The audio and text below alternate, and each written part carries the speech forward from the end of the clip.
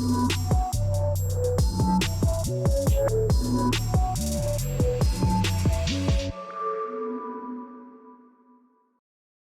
so much for joining book club today. Don't forget to like and subscribe and get ready to hear from some doulas who know squat. Because the studies on the people of color, were you all aware of studies that they mentioned? Because they're pretty like popular. So to say, like most people have heard of them, which played into the whole COVID epidemic, honestly, for a lot of people, was that whole past study that they did on people for years and years on end to just see an outcome. And so, I mean, I did question though. It was just very funny how, like, even with the COVID, how they were just like boosting out the gift cards and like all these perks that I've never seen before with any other vaccine. And that was kind of like, is this? You look at that and you start going, and they were really sounds like the Norplant, paying people to get this Norplant put in their arm and then charging them an exorbitant amount if they wanted it taken out. Yes. What? And I will say, you know, that happened to a cousin of mine, and she ended up having cervical cancer. From now, I don't know if it was related, but this was like in the early 90s, when it was kind of still new. And she got this terrible infection, and I was young then. She got this terrible infection, where the arm, and it was just terrible. It did not look normal, and she wanted to get out, but she could not.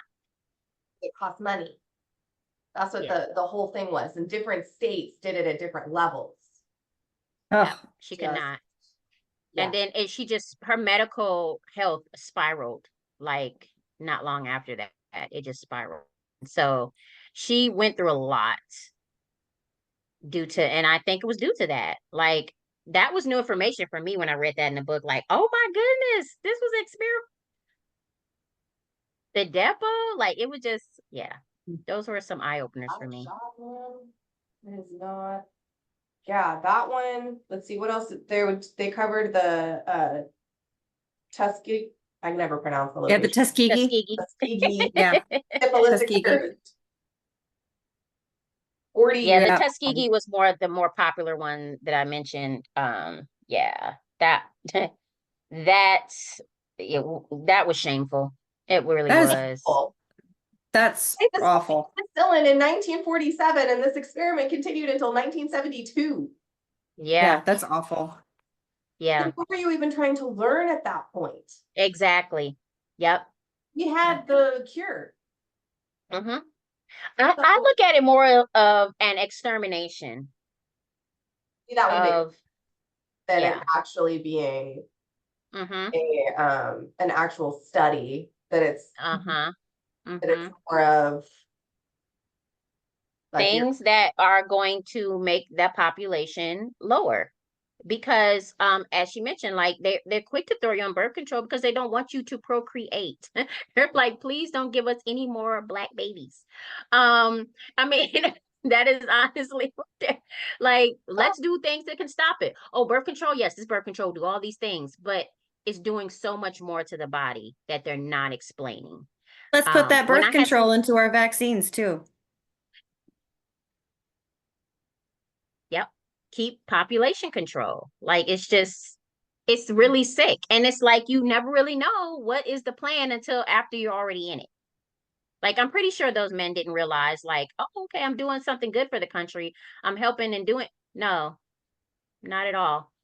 And not if they're not going to give you medication and they're telling you that they are giving you medication. That is not okay. You can't just bald-faced lie to someone. That's totally different than a double-blind study where the doctor doesn't know any more than the patient does, and you both signed up for that. That is informed consent. It is a double-blind study, and there was no consent. There needs to be consent. And there never is, and that seems to be like an ongoing theme. It's like there's never consent. And when it comes to like now they really actually want to do studies to forward things. And then they're like, why are Black people so skeptical of our of our, of us wanting to test these things I and do well, wonder. let's look at history, because when you're targeting a certain 1972 wasn't population that now long or a ago. certain culture, yeah, Right. the eyebrow raises. Like, are we really gonna help you, or are you really just seeing how quickly we'll die? I mean, honestly, Not like that it took long her 4 ago, weeks and though. she was gone. So, you know what I mean? Like, and they Yeah. don't really care. Like, they're Yeah. taking people from families. Like, these are, people, somebody's son, somebody's husband. Yeah. Like, it's ridiculous. And it's like, okay, I'm moving on. Well, knowing the history too, they don't care. They're not caring as much anymore on some of these studies. So it makes you sit and go, do I really want to participate in that? Yeah. Even as Yeah. a white woman, do I really want to participate in that? What are you Yeah. not telling me? Mhm. Because what is this going to do to me if I participate? Yeah, you have an amazing incentive. You're going to pay for my birth, but Yeah. I don't have a choice in Yeah. how I want to birth. I don't have a choice Uh-huh. in what interventions. No, no, that's not, nope, Exactly. That's not not up for okay. that. You're No. telling me that in order for you to pay for my birth, I have to give up all control of my story. I'm not okay with that. No reimbursement. And there's so many studies that will reimburse. But when it comes to things like when it comes to studies on Black people, they get real skimpy with the reimbursements. They want to come into their Yeah. community and they want everybody to do this trial or give Well, their and they opinion. wait And forever to get that reimbursement out to them long or they enough don't for, reimburse them at all. At yeah, they don't all. reimburse at all. At Yeah. all. For their time, for their experience, for any of it. They Mhm. just like, thank you. We appreciate Thanks it. for participating. We're This done is now. helping me get paid all these grant funds for this research, and you get nothing. Yeah, you get nothing. Yeah. Nothing. And that's why it irritates me. Why can't we just make our providers log their information and then we can run studies just on the information? What were the There you go. choices that these women made? Why can't we use Low that quality. information? Called Like, retroactive studies, and they're considered yeah, low. they are because it's based on, someone else's observation. But Even birth. man, Doctors are at the top of the food chain. So it's not often that doctors fall from that status. Because they trickle it down to so many others that are beneath them. So, it's like, oh, the nurse dropped the ball, or the tech the ball, or it was that administrative assistant who greeted the client, they dropped the ball. It was the navigator, they dropped. So then the doctor who's up here hardly ever gets affected or touched by any of these right. things. They're not Well, the ones that generally will come in and say, hey, we need to do the epidural. It's generally the nurses that come in and initiate things. Would you like some pain meds? How are you feeling? What scale number? 1 to 10. Oh my goodness. You can have this, and this, this. If you want it, I don't want to see you struggle. It's not the doctor, but we know the doctor's behind the scenes saying, hey, go in there and see if they'll take some pain meds. How do you feel for community care? So for like a community midwife, for example, that doesn't have nurses or greeters or anything like that that's coming in and they're doing all of the patient care. I think what, if like, they're equal. Oh, go ahead. well, I was just like, are you asking like if they provide the survey information Like for or example, like because she's talking about in-birth situations, we kind of switched over to that. So like I went to a hospital birth recently where the midwife stayed in the birth room for almost the entire labor. that's very unusual. Yeah. Yeah. First time Wow. in 5 places I've been doing this. Wow. She stayed in the room the entire time. Yeah, that's so So unusual. did her co-midwife, who she's bringing onto the team, and I mean, she's been there for a little bit, so I wasn't expecting her to still be doing what appeared to be onboarding. But she stayed almost the entire labor, and actually helped me. I was doing hip squeeze and she would do back pressure, and That's Now, awesome. I want to ask, was this a client of color? it was full circle midwifery. My first birth with them, but it's my only birth I've done with her, so I don't know. Now, she's a community midwife that did a transfer to the hospital? I'm just curious for like, so that would be like a community midwife is always going to be doing. But then like this hospital midwife, she did everything. Like she was in there most of the time. She sat on a stool and was very unobtrusive, stepped in when it seemed like the client wanted someone to, and then stepped right back out. Was she previously a community midwife? But I'm just curious, like in that situation, if we were able to go that direction, do you think that that would help a lot with this? I think that would be ideal. I think that could potentially definitely help with the interventions being lowered. And just mothers feeling more listened to and heard.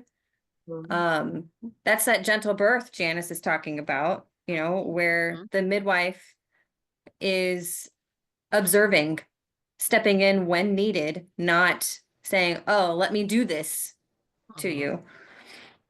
Yeah. Or, oh, I'm observing this. We need to do this because this is happening, Every once in a while she'd make suggestions, but it was stuff that was like, it's been about an hour and a half since you've gone to the bathroom. It might be helpful to go do that. And then maybe we sit on. And that's very proactive though. That's still honoring the the bodily processes. Yeah. Versus that's not technically anything outside of that.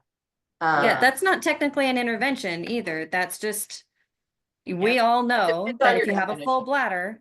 Some people say the second you open your mouth to tell a mom to do something, you're intervening.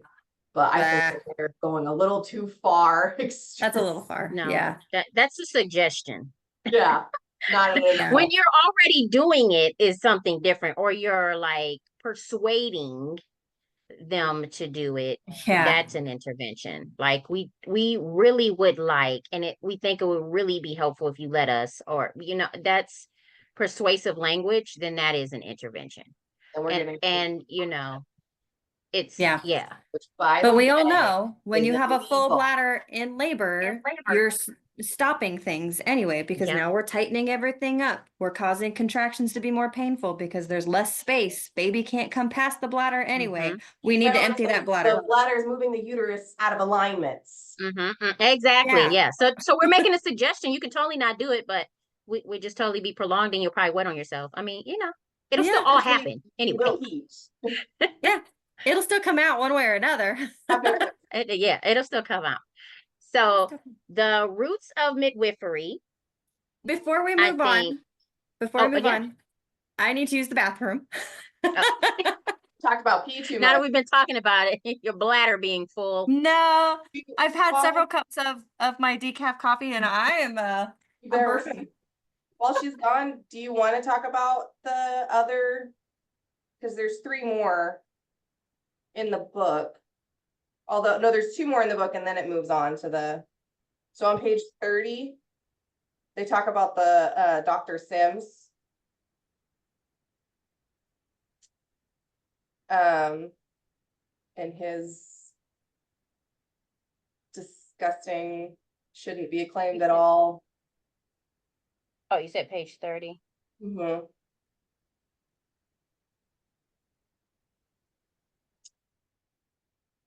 Which I didn't know that, I had known that he hadn't used any anesthesia on the women that he experimented on, but I hadn't realized that he used opium on them.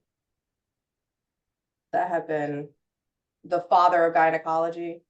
Oh, that guy. Yeah. He looked at me like you're surprised. There's no way you don't know this. There's absolutely none. Yeah, that I just said Dr. Sips instead of father gynecology. But I didn't realize that he used opium and then got them addicted. I didn't realize that either. Makes That's not in sense, the book. but I looked each of these things I looked up and was like, I want to read more about these before book club, because she gives a really quick synopsis on each of these, which is I don't she does. it would probably wouldn't be a good idea to dwell on them anyway for the purpose of this book. But for each of them, I wanted to learn a little bit more than what was in here. Yeah, I she think does they talk were good about them really openings. fast. Yeah, I think there were good openings to like, this is this, and now go research if you want, you know, where it wasn't like boring you into tears on like every detail. Your research. Yeah, exactly. Yeah, and I think this was good eye openers though, for especially for people new to any of these things, you know, to have that education of it, but they can also like really, like you did, like dive deep and see like, what does this lead to this and this lead to this, versus you like, we're all off topic now. The book is supposed to be about my body, soul, and now we're talking about like, you know, going into these men and Tuskegee and like their families, like when they started and Medicaid, like what are we talking about? Yeah, it could definitely have been really overwhelming to go more deep into those for sure, especially if you're talking her target market is new moms of color. Yes. So someone who doesn't have any history in birth, any prior knowledge, this is already probably, whoa. That's true. I mean, and not just first time moms, like I think even because with these kind of history, you have to think like, how much of this is actually being taught anywhere? Nowhere. You know what I mean? Like, so Nowhere. this could be new news to like the third time mom. If they just were like, my family has, you know, that process of you go into labor, you go to the hospital, you have your baby, go home. I mean, that's kind of like how it is when they meet a doula and they're like, what do you do? Because I've always just had my babies and I just went to the hospital and they did what they did and then I went home. And then when they talk to a doula, they start to think about the intricate details that were missed, or that they were like, you know, I didn't really want that, but I thought I had to. And so it really opens up. And this, I've met people who's been their fourth and, you know, third and fourth child. And they're just now like, wow, this would have been really good to have for my first baby or my second baby. And maybe I didn't need that C-section now for that baby and all the things. So, I mean, I think it's good for anyone who needs that education piece in general, like specifically first time moms, but like for anyone who is just really not into the birth world like that, where they just. Absolutely. I have definitely had moms who, as we're going through the birth intentions form, because I use that more as my educational standpoint. Do you know this word? Have you heard this before? If not, then let's talk about it. You know, and they'll say, oh, when we get to risks versus benefits of that particular item, and they're like, oh, well, I had that with my other baby and this happened. I'm like, yeah, that's a side effect. That's a risk that can happen with that intervention. Oh, you know, you just see the light bulb go. And it's because you're not told. You know, I had that experience that she's talking about in that first, you know, with my first OB, of you go into the office, you sit down, they say, hey, how are you? Okay, bye. And you're like, did I have questions? I thought I had questions, but I guess they don't matter, you know? And my OB wasn't a white man. It was a Hispanic woman. And she was really sweet. She was a nice lady, but she also didn't deliver my baby. You know, it was a different lady in the practice that did. But I totally forgot why I was telling the story. Oh no, man. But at the end of the day, she was in the system. I mean, she probably was really educated in what she should do. And so that's what she follows. I mean, honestly, you know, that's why you have, I think, a lot of providers who are like not understanding like where the breakdown is, because they're like, I'm doing my job to the best of my ability. Everything I'm doing I've learned, what I was taught. Yeah, I do it precisely into the T. So what is the problem? And it's like, yeah, because It's a whole lot. The statistics say not. that it's a problem. The Yeah. statistics are showing us that this is a problem. It's Yes. broken. These And they shouldn't still be, sometimes these numbers don't get shouldn't be it. that high. No, they don't. They don't get it. They still sometimes don't get it. Yeah, Yep, they don't get I it. know. I have a total And segue. I'll try not to go into it, but it's totally in my head right now. It's on topic, but off topic. That is why book club is never an hour. No, it's never an I hour. know. See, I tried to keep us on schedule. You did. Got 10 more minutes, 25 minutes ago. Yeah, that's okay. You did. But no, and that leads into my next topic. The system is broken more than the people.